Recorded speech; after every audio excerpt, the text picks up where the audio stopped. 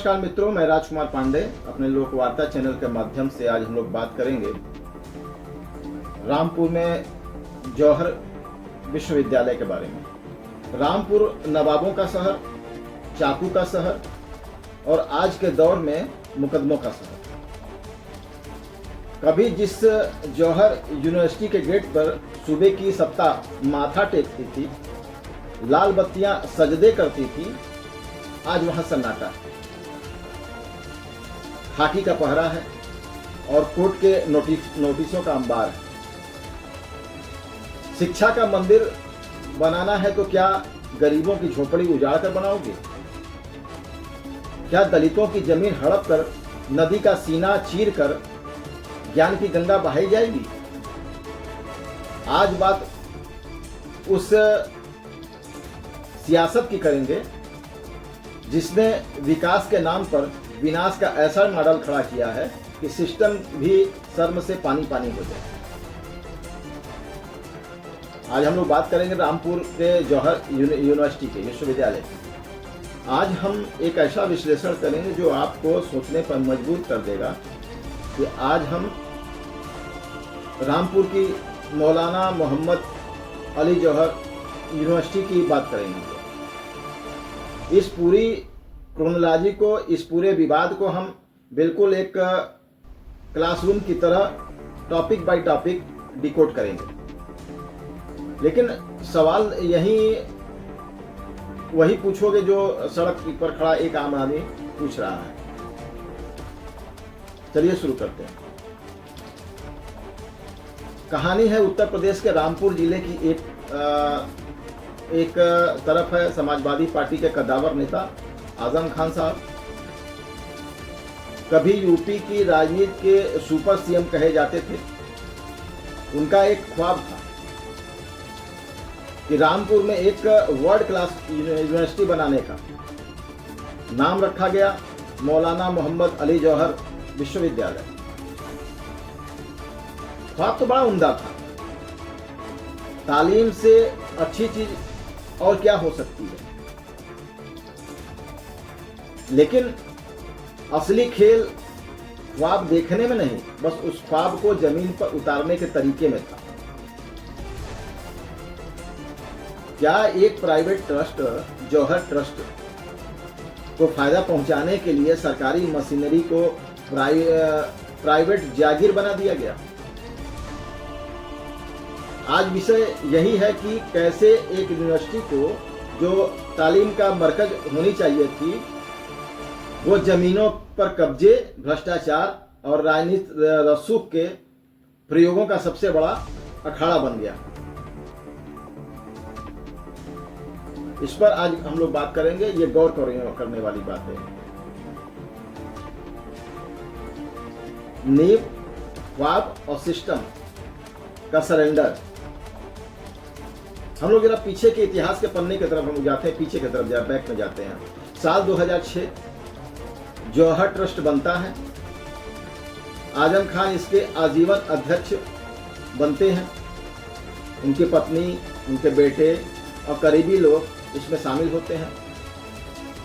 यानी trust private है, लेकिन बैकअप पूरा सिस्टम का।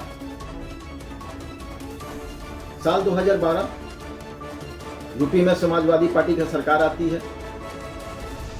आजम खान नगर विकास मंत्री बनते हैं और यहीं से शुरू होती है जौहर यूनिवर्सिटी का असली स्वर्णकाल। जमीन का अधिग्रहण होता है।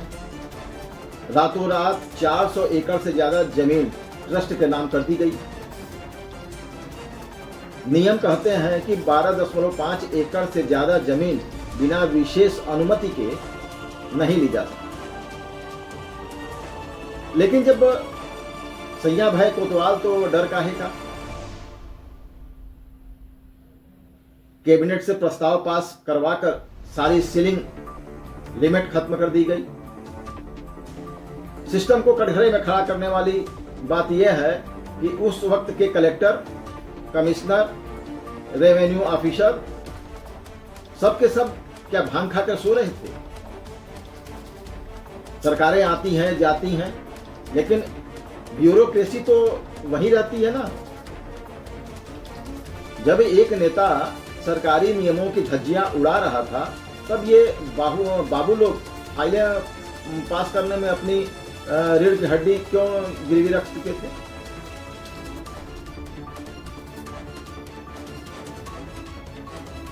आज भी हकीकत यही है। अगर हम लोग उसको तुलनात्मक रूप से अध्ययन करें तो, कि एक वक्त था जब जौहर यूनिवर्सिटी के उद्घाटन में खुद मुलायम सिंह यादव जाते थे। तत्कालीन मुख्यमंत्री अखिलेश यादव इस यूनिवर्सिटी के लिए बजट में करोड़ों रुपए का अनुदान देते थे। नगर पालिका की मशीनें यूनिवर्सिटी की सफाई करती थी। PWD की सड़कें रातों रात यूनिवर्सिटी के अंदर बन जाती थी। यह सत्ता का वह नशा था जो सिर चढ़ करके बोल रहा था। आज तस्वीर क्या है? यूपी में योगी आदित्यनाथ की सरकार है। यूनिवर्सिटी की सैकड़ों बीघा जमीन राज्य सरकार ने वापस ले ली है। आजम खान और उनका परिवार मुकदमों की फेरिस्त में ऐसा फंसा है कि जेल और बेल के बीच जिंदगी झूल रही है। मदरसे से चोरी की गई किताबें यूनिवर्सिटी के लाइब्रेरी की दीवारों से निकल रही हैं। नगर पालिका की सफाई मशीनें यूनिवर्सिटी के अंदर जमीन में गाड़ कर रखी गई थी, जो अब खोद करके निकाली जा रही है। सोचिए कितना बड़ा करप्शन हो रहा था। लेकिन जब वक्त का पहिया घूमता है तो बड़े बड़े के गुरूर को मिट्टी में मिला देता है। क्या रसूख थे उस समय आजम खान के। उनके भैंसों को खोजने के लिए सरकारी मशीनरी लगती थी।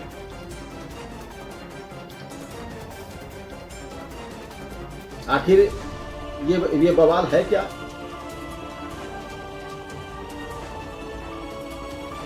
किसानों और दलितों की जमीन पर सन 2019 के बाद से रामपुर के 26 से ज्यादा किसानों ने FIR दर्ज कराई कि आजम खान ने पुलिस के जोर पर डरा धमकाकर उनकी जमीनों पर कब्जा किया।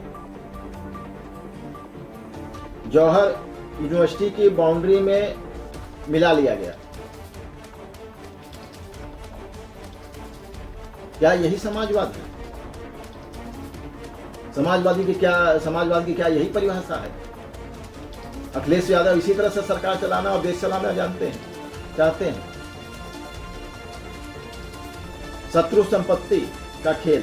विभाजन के वक्त जो लोग पाकिस्तान चले गए, उनकी जमीन सरकार की होती है, उसे शत्रु संपत्ति कहते हैं। आरोप है कि जौहर यूनिवर्सिटी ने ऐसी 13 हेक्टेयर से ज्यादा शत्रु संपत्ति को फर्जी कागजातों के जरिए अपने कैंपस में मिला लिया।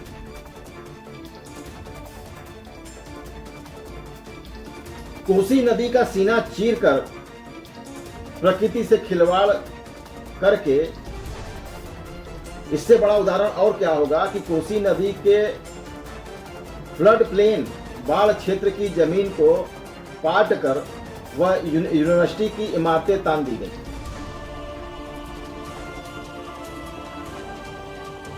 लीज का रद्द होना। हाल ही में योगी सरकार ने जौहर ट्रस्ट को दी गई 3.24 एकड़ जमीन लीज रद्द कर दी। यहां पे रामपुर पब्लिक स्कूल चल रहा था। क्यों? क्योंकि जमीन ली गई थी रिसर्च इंस्टीट्यूट के नाम पर और वहां चल रहा था एक प्राइवेट स्कूल। अब कौन क्या कहता है, इस पर भी हम लोग आज बात करते हैं। आजम खान और जौहर ट्रस्ट का तर्क है, उनका कहना है कि हमने कोई महल नहीं बनवाया, बच्चों की तालीम के लिए यूनिवर्सिटी बनाई। सरकार हमसे राजनीतिक बदला ले रही है। हम मुसलमानों की तरक्की चाहते हैं, इसीलिए हमें टारगेट किया जा रहा है। ये आजम खान का बयान। राज्य सरकार और प्रशासन का तर्क है कि योगी सरकार और प्रशासन का रुख एकदम साफ है कि शिक्षा के नाम पर डकैती को बर्दाश्त नहीं किया जाएगा। आपने यूनिवर्सिटी नहीं, अपना प्राइवेट जागीर बनाया। गरीब किसानों की जमीनें छीनी गई, सरकारी पैसे का गबन किया गया। हम सिर्फ छीनी गई जमीन उसके असली हकदारों, गरीबों और सरकार को वापस लौटा रहे हैं। अरे भाई, आप कहते हैं शिक्षा का मंदिर बनाया, तो क्या मंदिर बनाने के लिए किसी गरीब की झोपड़ी में आग लगा दोगे? जवाब है बिल्कुल नहीं। कानून और संवैधानिक पहलू भी इसमें हम लोग ऐड कर लेते हैं, उस पर भी हम लोग बात करते हैं कि कानून क्या करता है।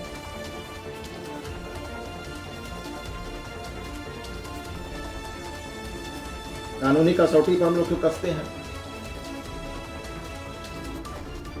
उत्तर प्रदेश राजस्व संहिता रेवेन्यू कोड 2006 धारा 104 बाई 105 के तहत अनुसूचित जाति की जमीन डीएम की परमिशन के कोई गैर दलित नहीं खरीद सकता। यहाँ तो पूरी की पूरी दलित बस्तियों की जमीन यूनिवर्सिटी में मिला ली गई। एक्ट 1968 इस कानून के तहत शत्रु संपत्ति पर सिर्फ भारत सरकार का अधिकार है। राज्य सरकार भी इसे किसी को नहीं दे सकती। ये कानून है। तो जौहर ट्रस्ट ने इसे कैसे कब्जा किया? इलाहाबाद हाई कोर्ट से लेकर के सुप्रीम कोर्ट तक आजम खान ने कई दरवाजे खटखटाए, लेकिन जब कोर्ट ने सबूत देखे, कागजात देखे, तो साफ कह दिया प्रथम दृष्टया सत्ता का घोर दुरुपयोग किया गया। कोर्ट ने उस 167 एकड़ जमीन को वापस राज्य सरकार के अधीन करने के फैसले को सही ठहराया।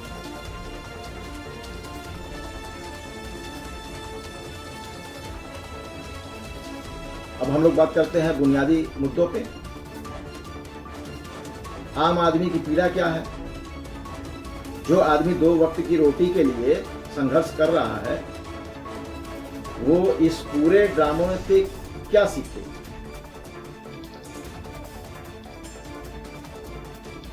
मुझे इस बात से उतनी तकलीफ नहीं है कि एक नेता ने जमीनें कब्जा ली। मुझे तकलीफ इस सड़े हुए सिस्टम से है। जब 2026 किसानों की जमीनें जबरन छीनी जा रही थी, तब रामपुर का पुलिस कप्तान कौन था? जब नदी के बहाव को रोका जा रहा था, तब सिंचाई विभाग के इंजीनियर किस बिल में छुपे बैठे थे?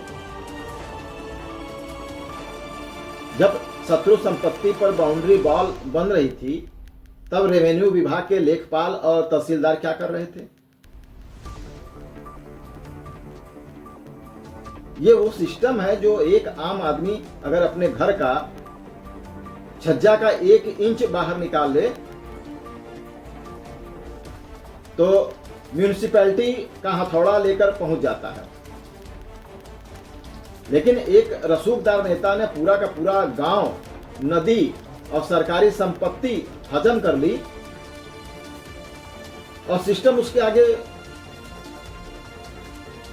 मुजरा करता है।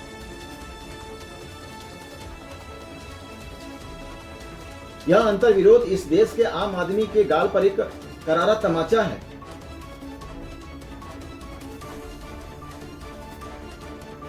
ये आम जनता को सोचना पड़ेगा कि ये नेता क्या करते हैं। जिसको हम चुन करके और संविधान विधानसभा में भेजते हैं, लोकसभा में भेजते हैं, वो क्या क्या कर रहे हैं आजकल। पूरी यूनिवर्सिटी को बुलडोजर से ढहा दिया जाए, या कोई और समाधान, लेकिन इसमें छात्रों का भविष्य भी आता है। यूनिवर्सिटी में जो बच्चे पढ़ रहे हैं उनका कोई दोष नहीं है।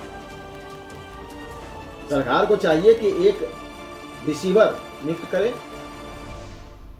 राज्य सरकार इस यूनिवर्सिटी को टेक ओवर करे और इसे एक स्टेट यूनिवर्सिटी का दर्जा दे। जिन गरीबों की जमीन छीनी गई है उन्हें बाजार भाव पर मुआवजा दिया जाए, उनकी जमीनें ससम्मान वापस की जाएं। सिस्टम की जवाबदेही हो, सिर्फ नेताओं को जेल में डालना काफी नहीं है। 2006 से लेकर 2017 तक जिन आईएएस और आईपीएस अधिकारियों ने इस अवैध कब्जे पर अपनी मुहर लगाई, उन सफेदपोश बाबुओं को भी जेल के शिक्षों के पीछे डालना चाहिए।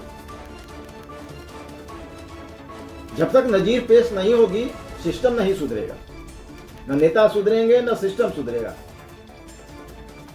तो आप देश सुधरने की कैसे सोच सकते हैं?